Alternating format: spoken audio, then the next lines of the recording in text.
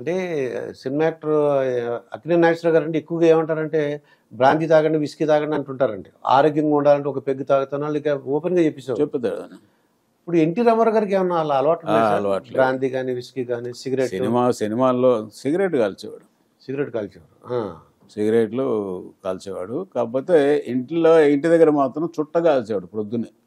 ఇంటి దగ్గర సినిమాల్లో అక్కడెక్కడ బయటకు పోతే సిగరెట్ కాల్చేవాడు అనమాట. క్యాంపుల్లో రాజకీయాల్లోనూ బయటకు ఎక్కడ సిగరెట్ కాల్చలేదు, కానీ సినిమాల్లో మాత్రం అంటే షో కోసమే కాదు మామూలుగా సిగరెట్ కాల్చేవాడని విన్నా నేను. అది అయితే ఇంటి దగ్గర ఉన్నప్పుడు చుట్ట కాల్చేవాడు అనమాట. ప్రొద్దున్నే చుట్ట కాల్చేవాడు. అప్పుడు ఉన్న అంటే పూర్వం వాళ్ళు అలవాటు ఉందిలేండి. ఉంది ఉంది సిగరెట్ అంటే ఈ ఉంది. ఆయనకి గొప్పతనం ఏంటంటే ఇవాళ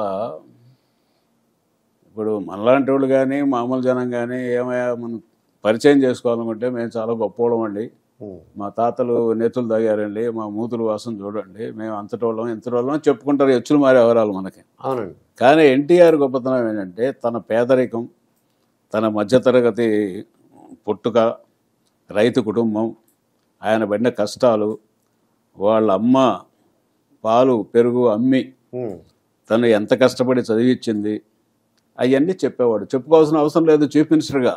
ఇప్పుడు ఉన్నవాళ్ళు చెప్పరండి.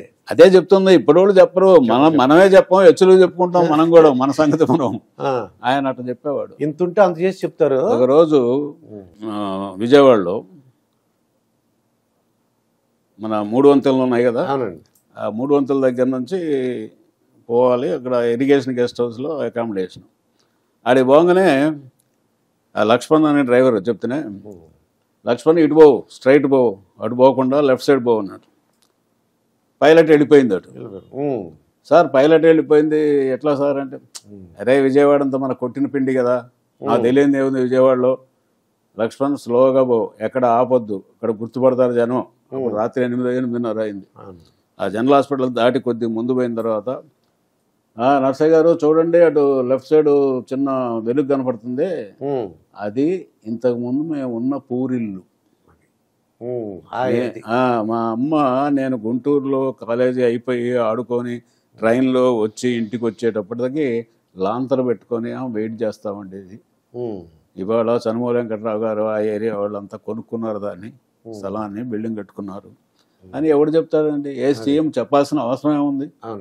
అంత గొప్ప మనస్తత్వం ఉన్నటువంటి మనిషి. ఇంకా హరికృష్ణ బాలకృష్ణ గారితో ఎలా ఉండేవారు అంటే ఫాదర్తో? అంటే పిల్లల మీద చాలా ప్రేమ ఉంది ఆయన. అంటే నాన్నగారు అలాగా అంటే పెరిగిన పద్ధతిలో మనం ఏదో నాన్న నాకు అది కావాలి ఇది కావాలి మనం అంటున్నాం, వాళ్ళు అట్లా అడగలేరు. నాన్నగారు అంటారు, ఆయన కూడా కొడుకుని కూడా గారు అనే పిలుస్తాడు. హరికృష్ణ గారు, హరికృష్ణ గారు, జయకృష్ణ గారు, బాలకృష్ణ గారు, చాలా ప్రేమ ఆయన. అప్పుడు అసలు ఆడపిల్ల ఎవరో మాకు తెలియదండి. ఎవరో ఒక్క బాలకృష్ణ తెలిసేది, హరికృష్ణ గారు తెలిసేది, మిగతా ఎంతమంది పిల్లలు ఎవరికి తెలియదండి. అప్పుడు ఈయనలో జయశంకర్ కృష్ణ ఒకతను, సాయి కృష్ణ ఒకతను, మోహన్ కృష్ణ ఒకతను, ఆ పెద్దతను ఒకతనేమో రామకృష్ణ అని చనిపోయినాడు షూటింగ్లో అప్పుడు. తర్వాత ఇప్పుడు జయకృష్ణ ఇప్పుడు ఉన్నోళ్ళలో పెద్ద అతను. ఒక అతను చెయ్యి ఇలా ఉంటుందండి, చెయ్యి అది వాడికి యాక్సిడెంట్ అయింది పాప, రామకృష్ణ బెంగళూరు నుంచి వస్తామంటే యాక్సిడెంట్ అయింది. ఇంకా అంతా చెయ్యి అలా ఉండిపోయింది అనమాట. అంతే పుట్టుకతో అలా కాదనమాట అండి. ఆ పుట్టుకతో కాదు. అయితే ఈ హరికృష్ణ గారికి ఏమైనా అలవాట్లు ఉన్నాయి సార్? బాలకృష్ణ గారికి కానీ అంటే సిగరెట్ అటువంటి అలవాట్లు? బాలకృష్ణకి పెద్ద అలవాట్లు అంటే ఏమన్నా మరి డ్రింక్ చేస్తాడేమన్నా అంటారు, మనకు తెలియదు. కానీ హరికృష్ణకు మాత్రం ఉన్నాయి. హరికృష్ణ బాగా స్మోకర్ కూడా.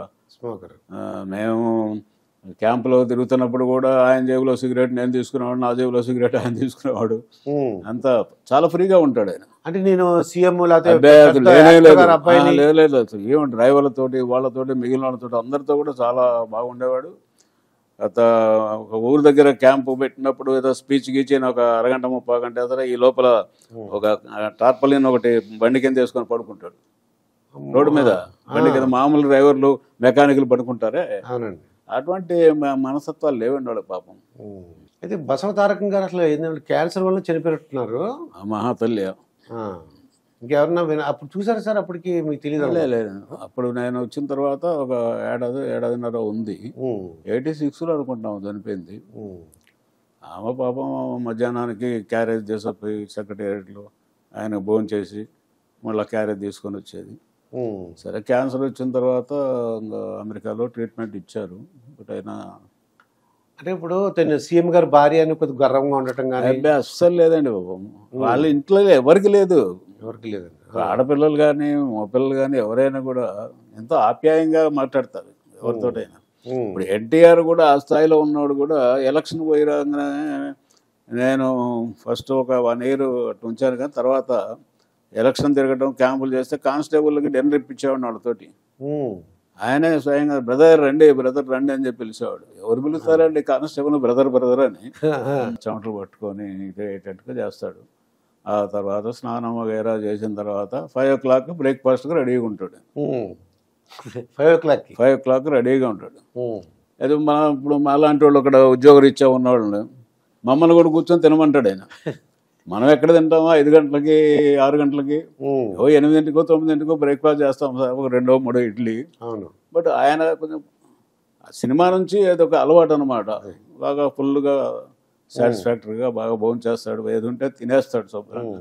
మళ్ళీ సాయంత్రం దాకా ఏం తిండు, మధ్యాహ్నం మళ్ళీ ఇది తింటాం ఇది 8. మార్నింగ్ బ్రేక్ఫాస్టే నాన్ వెజిటేరియన్తో మొదలు పెట్టి ఉంటే నాన్ వెజిటేరియన్ తినేస్తాడు. కోడి తింటాడు, కోడి ఫుల్ అదే ఫుల్లో కోడి తింటాడు. మనల్ని కూడా తినమంటాడు. మీలాంటి వాళ్ళు అలాంటి వాళ్ళు పోయినా కూడా తినబోయా ఏంది తిండి, 2 ఇడ్లీ తింటావు, ఏం తిండి నువ్వు, ఇట్లా మాట్లాడతాడు. అయినా నేను మాజీ చీఫ్ సెక్రటరీ ఎల్వి సుబ్రహ్మణ్యం గారిని ఇంటర్వ్యూ చేశానండి. అప్పుడు అడిగితే మేము కూడా వెళ్తే ఫైల్స్ పట్టుకుని వెళ్తే రండి తినండి మార్నింగ్ 5కి బ్రేక్ఫాస్ట్ చేయండి అని అనేవారట. అవును. సో గురుగారు అప్పుడు బ్రేక్ఫాస్ట్ ఏదో కాఫీ తాగుతారు. బయట గినక పోతే ఎక్కడైనా క్యాంపు ఢిల్లీ కానీ లేకపోతే జిల్లాల్లో క్యాంపులకు కానీ పోయినప్పుడు నేను పక్కన లేకుండా ఆయన బ్రేక్ఫాస్ట్ చేసేవాడు కాదు, పక్కన లేకుండా భోజనం చేసేవాడు కాదు. మనకేమో టైం వేసి కుదరవు సార్, ఎక్కడో తినేస్తాం కదా గ్రూపులో. మేము బయట కలెక్టర్, డిఐజీ, ఎస్పీ వాళ్ళందరూ వెయిట్ చేస్తుంటారు. నేను మీ పక్కన కూర్చొని తినడం బాగుండదు, డెలికేట్గా ఉంటుంది. అది అంటే పని చేసేది మనమా వాళ్ళేమైతే ఇంటికి పోయి తింటారు శుభ్రంగా, ఏమైంది వాళ్ళకి ఎట్లా అనేవాడు. ఎవరైనా వచ్చినా కూడా పక్కన కూర్చోబెట్టి ఆయనే వడ్డించడం, కొన్ని చాలా మంచి లక్షణాలు ఉన్నాయండి. ఇప్పుడు ఆ చీఫ్ మినిస్టర్ ఉన్న పొజిషన్ ఆయన మనకు వడ్డించాడు అనుకోండి, విపరీతమైన ఆనందం కలుగుతుంది. అంతే కదా. అవునండి. అసలు ఆయనకి ఏమన్నా అంటే హెల్త్ ఇష్యూస్ ఉన్నాయి సార్? అప్పుడు ఏమన్నా ఆయనకి హెల్త్ ఇష్యూస్ ఎందుకు లేవండి? బీపీ ఉంది, షుగర్ ఉంది, ఓపెన్ హార్ట్ సర్జరీ అయింది, తర్వాత పక్షవాతం ఉంది. ఈ చెయ్యి సరిగా పనిచేయదు కదా, కుడి చేయి. ఒక చేత్తోటే ఆయన ఫైటింగ్ సినిమాల్లో కూడా కవర్ చేస్తుంటాడు. ఇప్పుడు ఏమైనా కృష్ణ అవతారం వేషం వేసినప్పుడు కూడా ఆశీర్వచనం కూడా ఈ చేత్తోటే అంటాడు తప్ప ఈ చేత్తో ఉండవు. అవునండి. అది ఏదో ఫింగర్ కి ఏదో కొద్దిగా అదే బెండ్ ఏ ఉంటుంది అంటారు. అప్పుడు ఏదో షూటింగ్ లో బండి చక్రం మీద ఎక్కింది దీని మీదకి.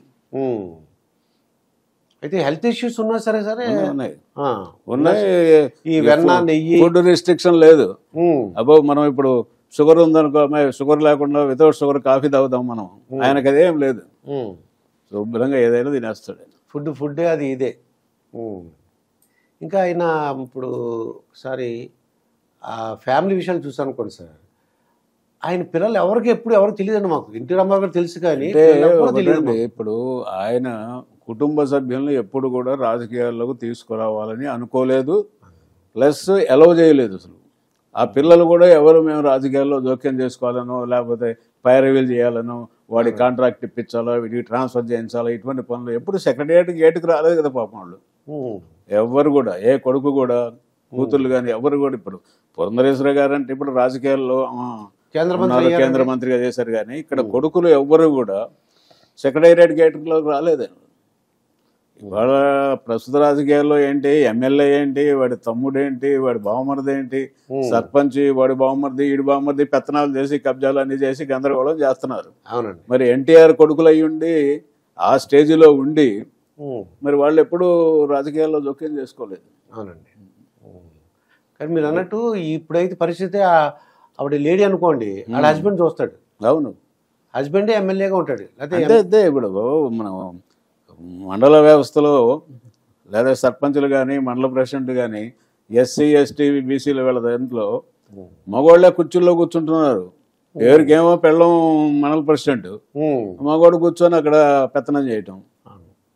ఆయన డైరెక్షన్ అదే ప్రజల్లో చైతన్యం లేకపోతే అట్లే ఉంటుందండి. ఇప్పుడు కొద్దిగా బెటర్గా ఉన్నారు అనుకోండి, కొంతమంది లేడీస్ కూడా బాగానే వస్తున్నారు. అయినా ఇంకా కొన్ని చోట్ల ట్రైబల్ ఏరియా కానీ లేకపోతే ఎస్సీలు అక్కడిక్కడ కొంత పెత్తందారులే చేస్తూ ఉంటారు. అది పేరుకు వెళ్ళిన అడ్డం పెట్టుకొని వాళ్ళు పెత్తం చేస్తుంటారు. ఇది ఇక ఈ చైతన్య రథం నడిపిన ఆయన హరికృష్ణ అంటుంటారండి. అవును. అది అంటే ఆయన ఎలా ఒప్పుకున్నాడు? కొడుకు ఎలాగా అంటే డ్రైవర్లు చాలా మంది ఉంటారు కదా. ఆయన ఎక్స్పర్ట్ డ్రైవర్ అండి హరికృష్ణ గారు. అటువంటి డ్రైవర్ని ఎవరిని చూడలేము మనం. అట్లాగే ఆయన గవర్నమెంట్ కారు నడిపేది అతను లక్ష్మణ్ అని గవర్నమెంట్ డ్రైవర్. అతను లాంటి డ్రైవర్ నేను గవర్నమెంట్ డ్రైవర్లోనే ఏం చూడలేదు ఇంతవరకు. అట్లాగే ప్రైవేట్ డ్రైవర్స్లో హరికృష్ణ నెంబర్ 1. ఓకే. అయితే అన్ఫార్చునేట్గా ఏంటంటే అదే యాక్సిడెంట్లో ఆయన చనిపోయినాడు అనుకోండి. అదే ఆశ్చర్యం. ఎక్స్పర్ట్ కూడా అంతేనండి. ఫేట్కు దాన్ని ఎవరేం చేయలేము కదా. అప్పుడు కూడా ఆయన డ్రైవ్ చేసినప్పుడు కూడా ఒకసారి చిత్తూరు జిల్లా క్యాంపులో పోతా ఉంటే రాత్రి 8 ఆ ప్రాంతం అయింది. ఇటు చంద్రగిరి తర్వాత హరికృష్ణ గారేమో డ్రైవ్ చేస్తున్నారు. చైతన్య రథం ఈయన పైన కూర్చున్నాడు. నేను కూడా అక్కడ దాకా పైన ఉన్నాను, ఆయన పక్కనే ఉన్నా. మెయిన్ రోడ్ ఎక్కాం, ఆ నుంచి చిత్తూరు పోవాలి. నర్సయ్య గారు మనకు చిత్తూరు దగ్గరలో ఉంది కదా, మీరు పైలట్ కార్లో కూర్చోండి, మనోళ్ళు ఉన్నారు కదా పైన అన్నాడు. సరే అని చెప్పి పైలట్ కార్లో కూర్చున్నాను. చిత్తూరుకు ఒక 5-6 కిలోమీటర్ల ముందు ఒక రైల్వే ఓవర్ బ్రిడ్జ్ ఉంది. అక్కడ సార్ అక్కడ రైల్వే ఓవర్ బ్రిడ్జ్ ఉంది, మీరు పైన కూర్చున్నారు, ఇక్కడ ఎవరు ఉండరు, మీరు లోపల దిగండి. ఎక్కడా పాపం చుట్టుపక్కల ఊళ్ళోళ్ళంతా వాళ్ళు ఆడవాళ్ళు మగవాళ్ళంతా రోడ్డు మీద వచ్చేసి నిల్చొని ఉన్నారు. రాత్రి 8 కూడా నేను వాళ్ళని కాదని నేను ఎట్లా పోవాలా అని చెప్పి ఆయన పైన కూర్చున్నాడు. సరే పోతా ఉన్నాము. అప్పటికి మా 2 సెక్యూరిటీ ఆఫీసర్లు, 2 ఇన్స్పెక్టర్లు, సార్ తలకాయ వంచండి, ఐరన్ రాడ్ ఇది వస్తూ ఉంది రైలు పట్ట అని చెప్పి వంచాడు. మళ్ళీ వెంటనే పైకి ఎత్తాడు. అది ఒక పట్ట దాటింది, 2వ పట్ట ఫట్టమని శబ్దం వచ్చేసింది. భయం వేసింది మాకు. ఎందుకంటే నేను అంతకుముందు తిరుపతిలో పనిచేసా కదా, నాకు తెలిసి అక్కడ యాక్సిడెంట్ అయినోడు ఎవరు బ్రతకల. అందులో రాత్రిపూట ఇది ఇనప పట్ట, రైల్వే పట్ట, అది ఫట్టమని శబ్దం వచ్చింది, బ్లడ్ ఇట్లా కారుతా ఉంది. ఆపేశాం. అది చూసేసి హరికృష్ణ ఏడటం మొదలుపెట్టాడు. నా డ్రైవింగ్లో ఇట్లా జరిగింది అట్లా జరిగింది. నీ డ్రైవ్లో జరిగేది తలకాయ ఉంచుకోమని చెప్తే ఆయన తలకాయ పైకి లేపాడు. 2వది అప్పుడు మా వాళ్ళు చెప్తూనే ఉన్నారు పైన. సరే జరిగిందని ఇంకా బండి ఆపితే ఏదో కట్టు కట్టాము. ఈయన ఏడుస్తూ ఉంటే, ఎందుకు ఏడుస్తున్నావు, నీ తప్పేముంది ఇందులో, ఏమైంది ఇప్పుడు అట్లా గట్టిగా అన్నాడు. సరే పోయాం. చిత్తూరు టౌన్లో పోయేటప్పటికి పబ్లిక్ మీటింగ్. అక్కడ ఝాన్సీ లక్ష్మి గారు అని ఎమ్మెల్యే క్యాండిడేట్. అప్పుడు ఎన్టీఆర్ బ్రదర్ కూడా త్రివిక్రమరావు గారు కూడా ఉన్నారు అక్కడ ఈయనతో పాటు. ఆయన, సార్ మీరన్నా చెప్పండి, ఆయనకు ముందు హాస్పిటల్కి పోతాము, ఈ లోపల స్కల్ ఏమైందో తెలియదు, లోపల ఏమైనా దెబ్బతిందో మనకు తెలియదు కదా, వెండయ్య మనవాడు వెండయ్య, మీరు చెప్తే వినరు, నేను చెప్పినా వెండు అని అంటే ఇంకప్పుడు ఆమె దగ్గరికి పోయి, క్యాండిడేట్ నేను గెలుస్తున్నాను అన్నగారు, మీరు అనవసరంగా టెన్షన్ పడొద్దు, మీరు ముందు హాస్పిటల్ పోండి, మీరు కళ్ళనీళ్ళు పెట్టండి అమ్మా, లేడీ కదా, ఆయన అప్పుడు కొద్ది కంట్రోల్ అవుతాడు అని అంటే, జనంలో ఏంటి ఈయనకు రాత్రిపూట ఎవడో రాళ్ళు గీళ్ళు వేసాడు, ఆయన దెబ్బ తగిలిందని చెప్పి చాలా కమోషన్ బయలుదేరింది జనంలో. తర్వాత ఆందోళన, పరిస్థితి. మైక్లో చెప్పాను, ఆయన ఎవరేం చేయలేదు, ఇది రైల్వే దీని దగ్గర జరిగిందని. సరే అంతన హెడ్ క్వార్టర్ హాస్పిటల్కి పోయాం. హెడ్ క్వార్టర్ హాస్పిటల్కి పోతే కరెంట్ లేదు హాస్పిటల్లో, జిల్లా హాస్పిటల్లో ఎక్స్రే ప్లాంట్ లేదు, ఏం చేయాలా, అది దుస్థితి అనమాట. జనరల్ హాస్పిటల్లో దుస్థితి, జిల్లా హెడ్ క్వార్టర్ హాస్పిటల్ దుస్థితి అప్పటికి. సరే అక్కడ నుంచి రాయవెల్లూరు పోయాం డైరెక్ట్గా. అక్కడ నుంచి 30-35 కిలోమీటర్లు ఆడిపోయిన తర్వాత ఆయన వాళ్ళంతా ఎక్స్రేలే తీసి ఏం లేదండి, స్కల్లో ఏం జరగలేదు, పైన జరిగింది, ఇబ్బంది ఏం లేదు, రెస్ట్ తీసుకోండి ఈ రాత్రికి. ఆయన పోదాం, ఏ లేదన్నారు కదా, పోదాం అంటాడు. ఎక్కడికి పోతామా మేము రాము, హరికృష్ణ నేను అనుకున్నాం. అంటే మాకు ఆ లిబర్టీ ఉంది ఆయనతో. ఆయనకేందంటే వీడు మా శ్రేయస్సు దృష్టిగా మాట్లాడేవాళ్ళు కానీ వాళ్ళ స్వార్థం కోసం అడిగేవాళ్ళు కాదనే నమ్మకం ఉంది ఆయనకు. మేము రావండి, మీరు పోతే పోండి అని తమాషగా అన్నాం. సరే, బలవంతంగా మరుసటి రోజు మధ్యాహ్నం వరకు రెస్ట్ పెట్టి ఆ తర్వాత కంటిన్యూ చేసాం.